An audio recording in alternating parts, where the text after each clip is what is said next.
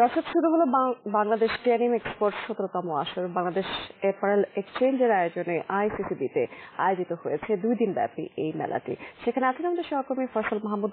যাব সেখানকার পরিস্থিতি জানতে তার কাছে। ফয়সাল, এই মেলার সারা কেমন দেখতে পাচ্ছেন?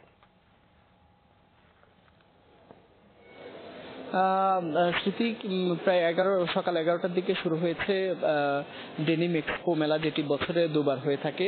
সেই মেলাটি আজ থেকে শুরু হয়েছে, চলবে আগামীকালও রাত 9টা পর্যন্ত। তবে আপনি জানেন যে ডেনিম এক্সপো মেলা প্রতি বছর দুবার করে হয়ে থাকে। এর একটি লক্ষ্য রয়েছে, সেটি মূলত যাতে ডেনিম প্রস্তুতকারী যে প্রতিষ্ঠানগুলো, অ্যাক্সেসরিজ সহ ডেনিম সংক্রান্ত যেই সকল প্রতিষ্ঠানগুলো আছে, সেই সকল প্রতিষ্ঠানের একটা মিলন মেলায় পরিণত হয়ে থাকে এই এক্সপো। ফলে আসলে এখানে কিন্তু সকলে আসেন, বায়াররাও তারা তাদের পছন্দ মতো ফেব্রিক বা পোশাক তারা নিয়ে থাকেন।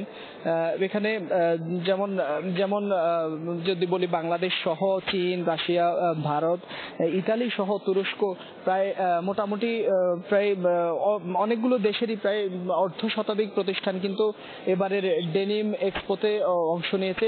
সে জায়গায় কিন্তু বাংলাদেশের যমুনা ডেনিমও অংশ নিয়েছে এবং তারা তাদের সিলেক্টিভ কিছু পণ্য প্রদর্শনী করেছে। জি স্মৃতি। ফয়সাল, অনেক ধন্যবাদ আপনাকে।